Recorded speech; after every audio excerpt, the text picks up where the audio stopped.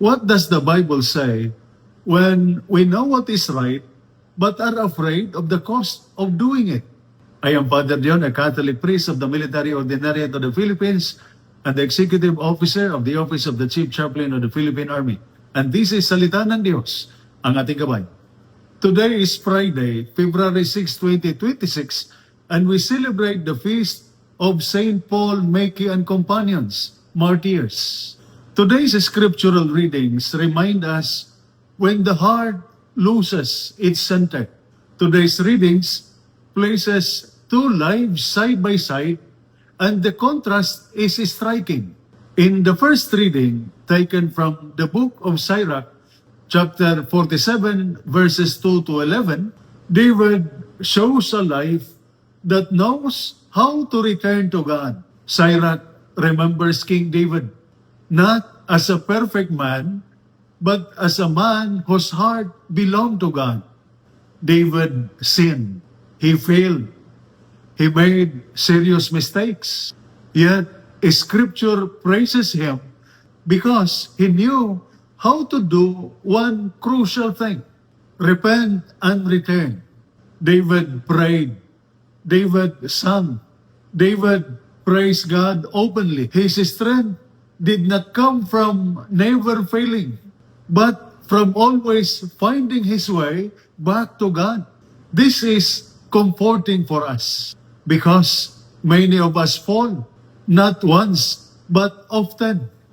What matters is not the absence of failure, but the presence of a heart that still listens to God. In the Gospel reading taken from the Gospel of Mark, chapter 6, verses 14 to 29, Herod shows us a power without inner freedom. The Gospel presents the opposite picture of King David. Herod hears John the Baptist and knows John speaks the truth.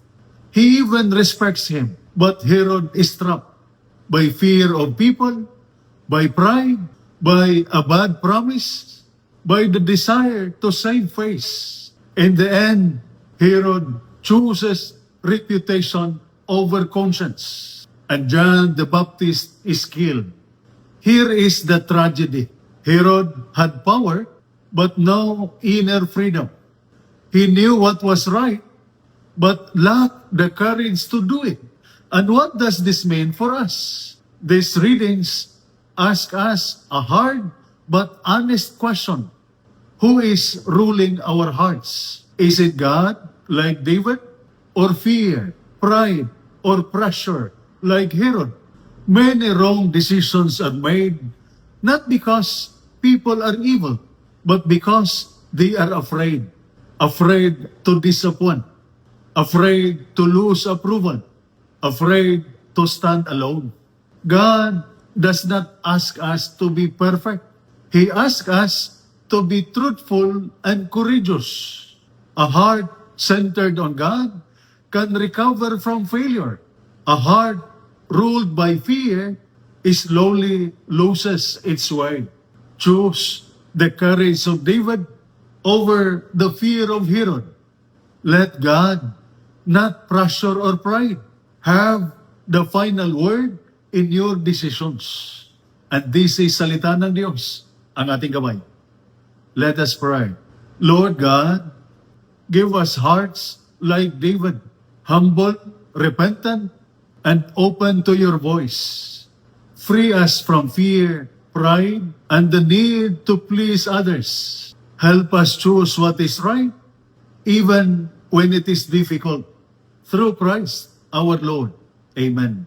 And may the Almighty God bless you and your family, the Father, the Son, and the Holy Spirit. Amen. Holy Mary, Mother of God, pray for us. Saint Michael the Archangel, Prince of the Church, protect us. Amen.